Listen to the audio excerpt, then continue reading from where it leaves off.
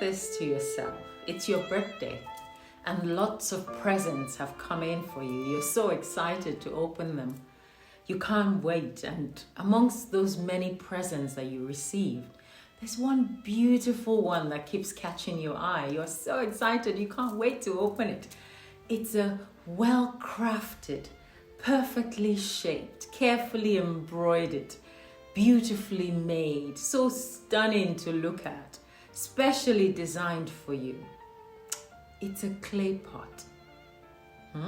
Clay pot. Yes, clay pot. Not your everyday present, but it looks nice. There's something mysterious and magical about it. You examine it carefully. It's something. You look inside it.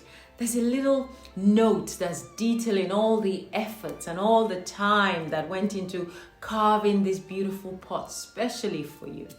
The expensive materials that was used for the embroidery and how it's so rare and unique. You're like, oh, I'm so touched. Thank you so much. You now have to pay attention to this pot and you have to take good care of it. You're just like, oh, this is just so special. I will cherish it for the rest of my life. Will you? Initially, you put the pot in a glass showcase and you display it. You ask everyone to be careful around it. It's so valuable. It means so much to you. Please don't touch it. And then months go by. And then years go by. And then centuries go by. And then many earth lives go by.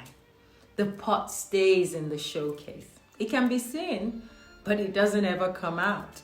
It doesn't get used. It doesn't serve any purpose. Oh, beautiful pot. Good on the eyes, but utterly useless. How many human beings on this planet are like that pot? Looks good on the outside, but the inside, not so much. A pot is not useful because it's looking beautiful on the outside. It is useful in its hollowness inside, that empty space that allows for it to be taken to the river and filled with water. So as spiritual beings, we must be like that pot, not only beautiful on the outside, but open and receptive on the inside, so that we can fetch the waters of life into our being. Okay, we've been given this beautiful present. How long do we just want to sit down and admire it? Talk about how beautiful the pot is. Sooner or later, we will tire of admiring it. And in fact, it would eventually break from lack of use. And then we won't miss it much because even though it was a beautiful pot to look at, it really didn't serve any purpose. So when a pot is molded from clay, it's that empty space in the pot that is useful for storing water. It's not how the pot looks. Oh, it's so beautiful. Oh, nice embroidery. So no matter how beautiful or how wonderfully shaped the pot is, it's that inner space, that usefulness that makes the pot count. If it cannot serve its purpose and hold water, it is just a beautiful, useless pot. We are all clay pots in this game of life. So many of us externally beautiful, but we lack the vibrant space inside to fetch the waters of real life into our souls. And of what use is it to be in a display showcase for all to admire, when in actual fact, you serve no purpose and you're already considered a useless pot? So the question you must ask yourself as you journey in this part of creation, are you a useful pot that can fetch from the fountains of creation? Are you living your life in such a way that you're counted as the useful component of creation? Does the book of life have your name on it? And are you in the plus or in the minus? Do you still vibrate as a spiritual being ready to serve its creator?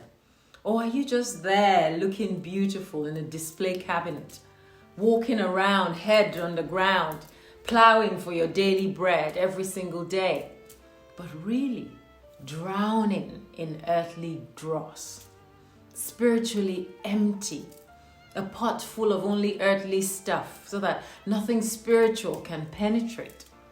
For a long time now, I challenge myself every single day with this question: are you useful or are you useless in the eyes of creation?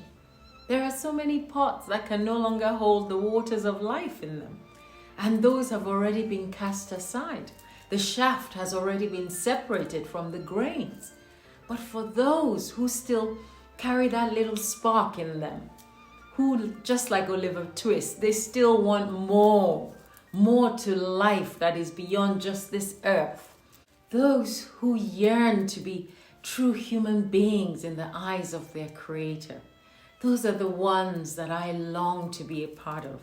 Those are the ones that will be greatly enriched, and their pot will be full of joy, full of grace. The time is now.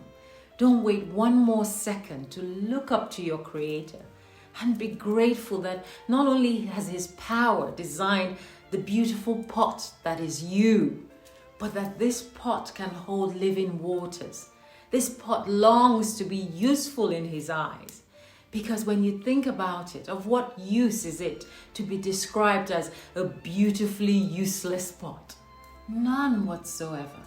So until next time, find your place in creation and show how useful you are to creation and to your Creator.